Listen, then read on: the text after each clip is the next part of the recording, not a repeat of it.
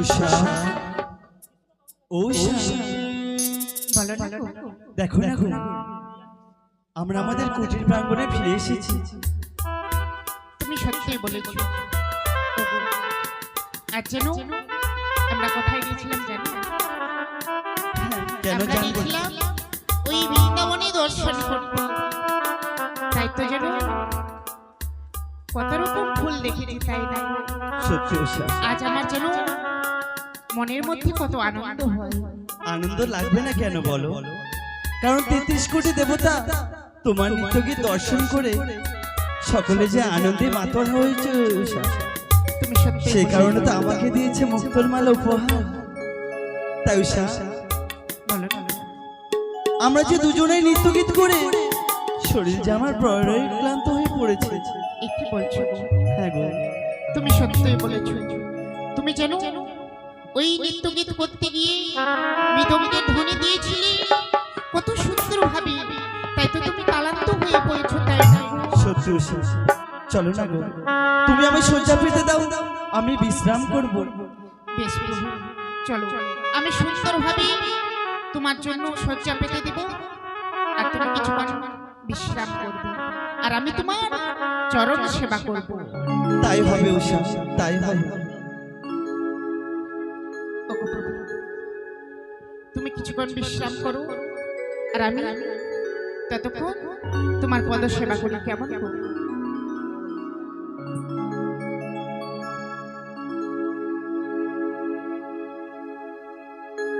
ওই আমি প্রভুর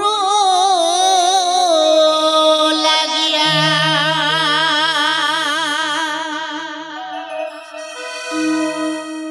শয্যা বিছায়া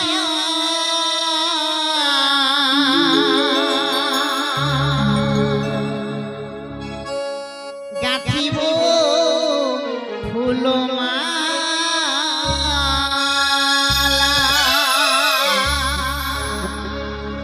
আমি প্রভুর লাগিয়া শয্যা বিছায়া গাঁথিব ফুলমালা।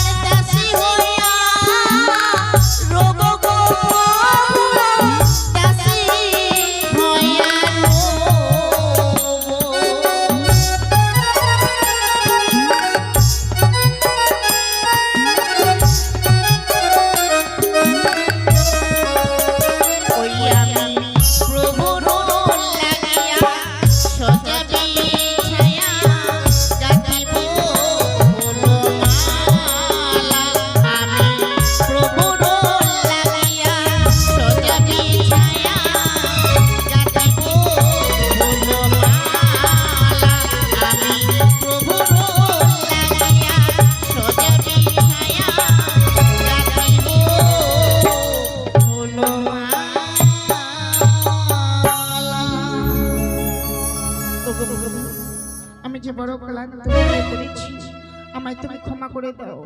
আমিও কিছুক্ষণ বিশ্রাম করতে চাইবো।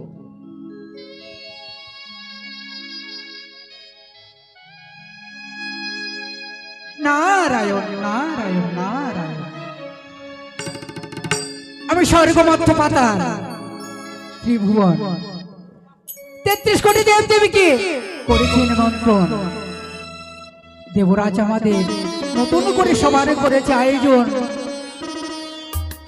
তাই আর বিলম্ব করব না, এই মধ্যে আমি ছুটে যাব অনুরুদ্ধ সার কুটির প্রাঙ্গণ।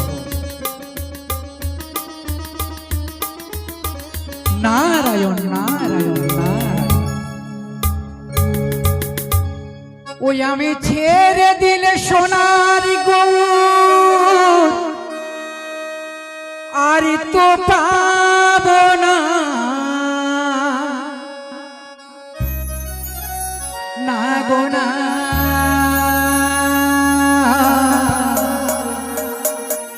ছেড়ে দেব আমার ঈদ মাজারে রাখিব, ছেড়ে দেব না।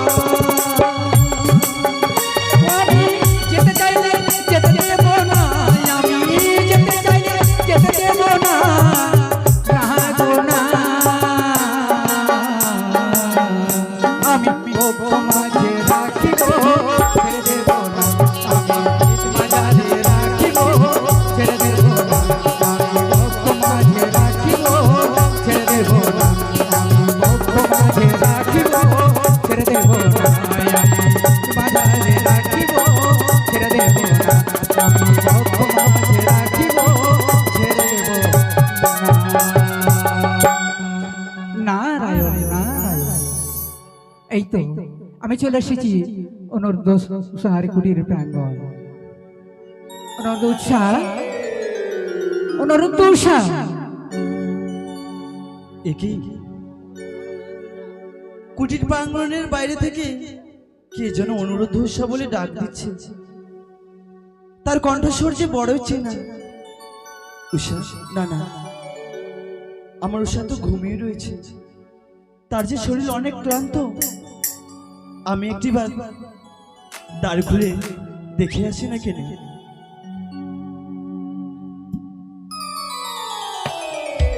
মণিবর, প্রণাম হয় তবু চরণে। আয়ুষ্মান ভব। হঠাৎ করে আমাদের কুটির প্রাঙ্গণে কিবা মনে করে মণিবর? সত্য বলেছ অনুরুদ্ধ, হঠাৎ করে আমার ছুটে এসেছি তোমাদের কুটির প্রাঙ্গণ, তাই না? আসন গ্রহণ করো। আমি আসন গ্রহণ করার জন্য আসিনি। তাহলে হঠাৎ করে কিবা মনে করে? হঠাৎ করে আমি কি বা মনে করে এসেছি, আমায় দেখে হয়তো তোমরা আচম্বিত হয়ে গেছে, তাই না? সত্যি? আমি স্বর্গমধ্য ত্রিভুবন 33 কোটি দেব দেবীকে করেছি নিমন্ত্রণ করার পর এসেছি আমি তোমাদের কুটিরের প্রাঙ্গণ। কুটির প্রাঙ্গণে নিমন্ত্রণ? কিন্তু কেন মণিবর? আমাদের দেবরাজ নতুন করে সবার করেছে আয়োজন, যার জন্য আমি তোমাদের কুটির প্রাঙ্গণে ছুটে এসেছি। নতুন করে সভা? কিন্তু মণিবর, আমরা যে যেতে পারবো না, আমাদের শরীর যে বড়ই ক্লান্ত। কিন্তু হঠাৎ করে আবার পুনরায় সভা কিবা কারণে? সত্যই বলেছ অনুরুদ্ধ, আমি বলেছিলাম সবাই মাত্র তারা এই দেব সভা হয়তো নৃত্যগীতি করে গেল, তাদের তো বিশ্রামের প্রয়োজন রয়েছে। আমি কত করে বুঝিয়ে বলেছি, দেবরাজ আমার কথা শোনেনি, তাই তো ছুটে এসেছি আমি তোমাদের কুটির প্রাঙ্গণ। চলো। আমরা মণিবর কি করতে যাব? আমাদের শরীর যে বড় ক্লান্ত, শুধু আমার না, আমার সাথে যে উষা। মণিবর, অনুরুদ্ধ, এই দেবসভার মাঝে তো আরো অনেক নর্তক নর্তকী রয়েছে, জয়া বিজয়া লতা পাতা, তাদেরকে নিয়েই নৃত্য গীত করো। সত্যি বলেছ অনুরুদ্ধ, জয়া বিজয়া তিলক তাম্বা অনেকে রয়েছে নৃত্য কি তাদের নৃত্য পছন্দ হয় না, যার জন্য ছুটে এসেছি আমি তোমাদের কুটির প্রাঙ্গণ। জানি জানি মণিবর, জানি, কারণ তাদের থেকে আমরা হলাম শ্রেষ্ঠ, তাই তো আমাদেরকে যেতে হবে নৃত্য গীত করতে। আজ যদি তোমরা না যাও, কিন্তু আমরা যেতে পারবো না মণিবর, যেতে যেতে পারবো পারবে না, না। কারণ আমাদের নতুন করে তাল সুর ছন্দ কিছুতে তোলা নেই। তাই মণিবর, আপনি দেবরাজকে গিয়ে বলেন আমরা প্রভাত হলেই কালকে ছুটে যাব আবার পুনরায় নৃত্যগীত করতে। অনুরোধ, আজ তোমরা যদি না যাও এই পুনর্বার দেব সবাই নৃত্য গীতি করতে, পুনরায় যদি দেবসভার মাঝে নৃত্যগীত করতে না যাই, আজ দেবরাজ তোমাদের কি করবে জানো? এমন কি করবে মণিবর? দেবরাজ তোমাদের চরমে করবে অভিশাপ। না মণিবর, না, আমরা এই অভিশপ্ত জীবন নিয়ে যে বেঁচে থাকতে চাই না। আজকে না জানি কি বা কারণে হঠাৎ করে পুনরায় করেছেন আমাদেরকে আহ্বান, এমনটা তো কখনো হয়নি। তবে দেবরাজ যে আমাদের পিতা সমতুল্য, সে যখন আমাদেরকে আদেশ করেছে আমরা নিশ্চয়ই যাব। শুধু আমি না মণিবর, আমার সঙ্গে আমার উষাও যাবে। তবে মণিবর, বলো, তুমি কুটির প্রাঙ্গণের বাইরে কিছুক্ষণ বিশ্রাম করো, আমি উষাকে সাথে করে নিয়ে আসছি। বেশ অনুরোধ, আমি বাইরে আমার পুষ্পরাগ নিয়ে আমি দাঁড়িয়ে থাকছি, তোমাদের গৃহকর্ম সেরে তোমরা এসো, কেমন? তাই হয় মণিবর। নারায়ণ নারায়ণ নারায়ণ। কি এমনকি আমাদের অদৃষ্টে লেখা আছে, আমরা সবে মাত্র দেবসভা থেকে নৃত্যগীত সমর্পণ করে কুটিরে প্রবেশ করেছিলাম, একটুখানি বিশ্রাম নিয়েছি, এখনো গা থেকে ভূষভূষণ পরিত্যাগ করিনি, তাতেই পুনর্বার আমাদেরকে নৃত্যগীত করতে হবে। এই কথা যদি আমি উষার কর্ণে শ্রবণ করি, না জানি সেও যেতে চাইবে না সে দেবসভার মাঝে। কি করে আমি উষাকে জাগিয়ে তুলি? তবে আমি যে মণিবরকে কথা দিয়েছি আমাদেরকে যে যেতেই হবে।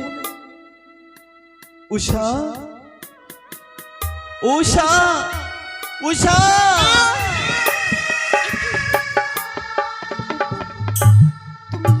তুমি আমায় অমন করে কাছে ঘুম থেকে কেন জাগিয়ে তুললে? আমায় ক্ষমা করো উষা, আমি তোমার কাঁচা ঘুম থেকে জাগাতে চাইনি উষা।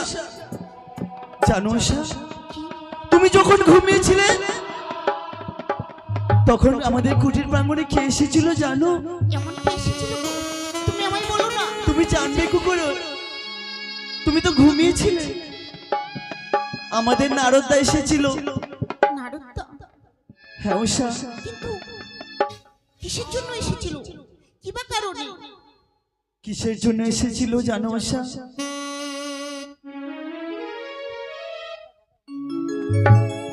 মর্তধাম থেকে এসেছেন দেবী পদ্মাবতী। মধ্যধাম থেকে? হ্যাঁ উষা, হ্যাঁ। সে আমাদের আবার পুনর্বার নিত্যগীত দর্শন করবে, তাই তো পুনর্বার আমাদেরকে যেতে হবে সেই অমরাবতীতে। না না। আজ আমরা কি করে যাই? জানি উষা, জানি। আমরা যে আজ বড় কালান্ত হয়ে পড়েছি। না না, আজ আমরা যেতে পারবো না গো। আমি বুঝতে পারছি উষা, আমি জানি তুমি অনেক ক্লান্ত। শুধু তুমি না গো, আমিও যে অনেক ক্লান্ত। কিভাবে আমরা যাব সে অমরাবতীতে নিত্যগীত করতে? কিন্তু উষা, বলো না। আমি যে নারদাকে কথা দিয়ে ফেলেছি, আমাদেরকে যে যেতে হবে। চলো উষা, চলো। ওগো,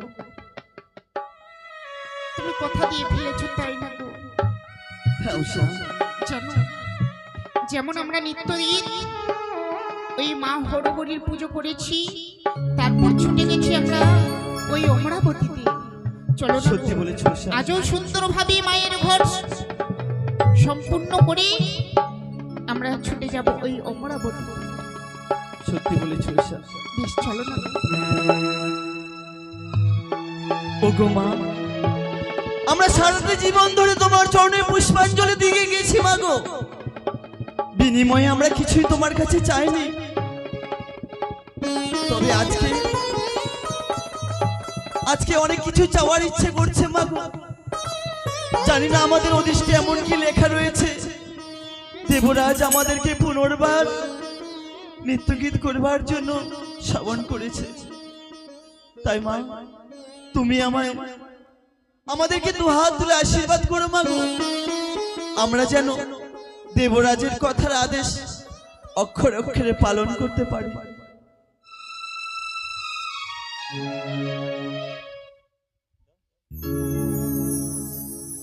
ওগো হরগরি মা, জানি না তুমি আমাদের সহায় থেকো মা।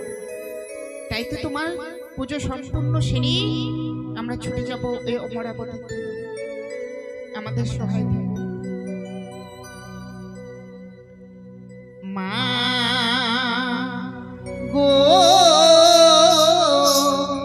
আনন্দময়ী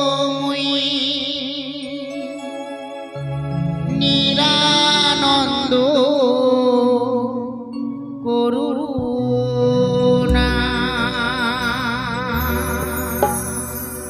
মা গো আনন্দময়ী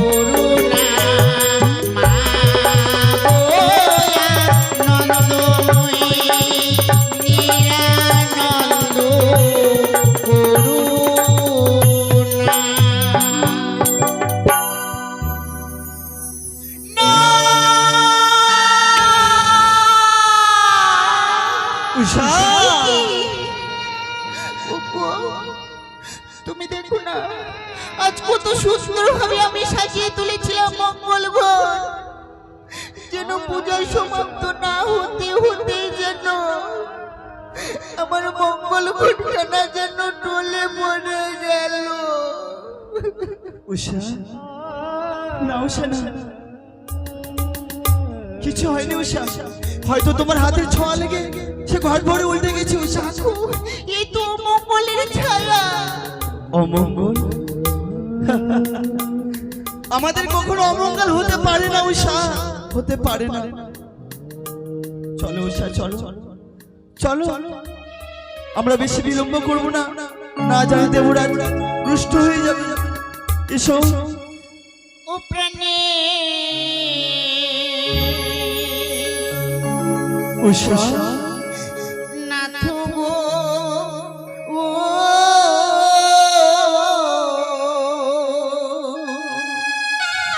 এমন কি হয়েছে উষা? আমি আজি দেখি ও মঙ্গলের ছায়া। না উষা, না, পারে না আমাদের।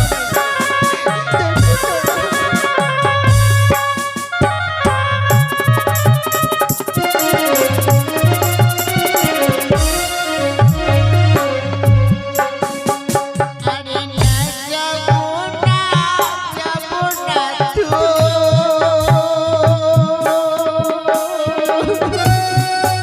কি বলছো উষা? চলো। ওই না দেবী শোভা। অমন করে বলো না গো, অমন করে বলো না।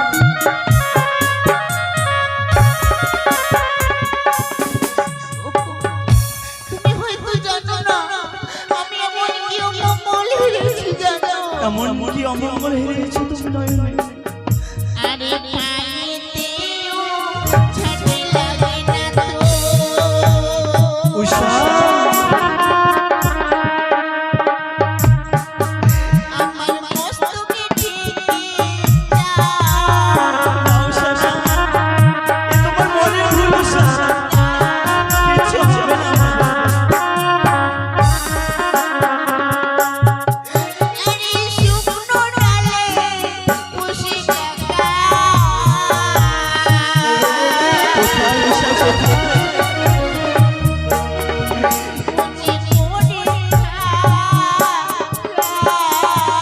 কি বলছো উষা? আমি যে কিছু দেখতে পাচ্ছি না, তুমি অমন করে ভেঙে পড়ো না উষা। আমার মনের ভুল নয়, এটি সত্যই। সত্যি না উষা, এ তোমার মনের ভুল। আমাদের কখনো অমঙ্গল হতে পারে না গো, কারণ সকল 33 কোটি দেবতা যে সকলে আমাদেরকে ভালোবাসে। তাই উষা, আমি কি বলি জানো? এমন কি? ও বলি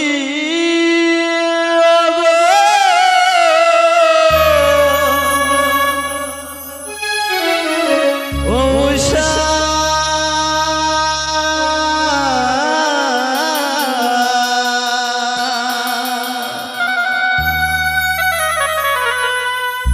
ও তুমি অমন করে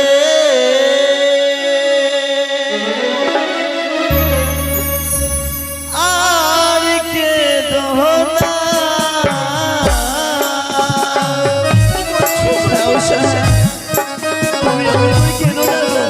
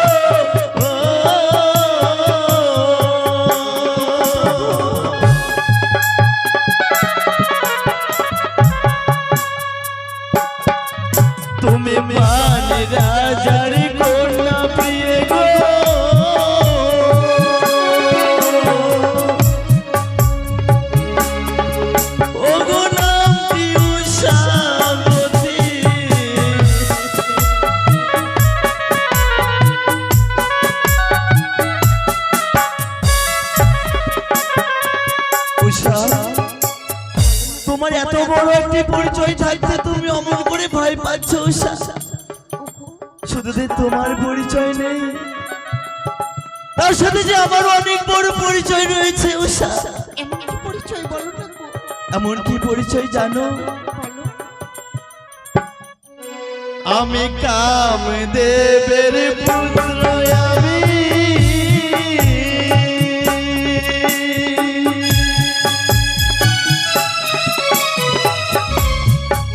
ও গো শ্রীকৃষ্ণের নাতি।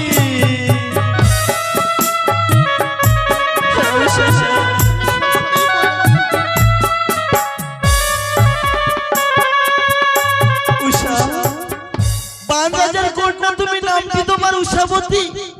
আমি যে শ্রীকৃষ্ণের নাতি উষা, তাই আমাদের অমঙ্গল কখনো আসতে পারে না উষা।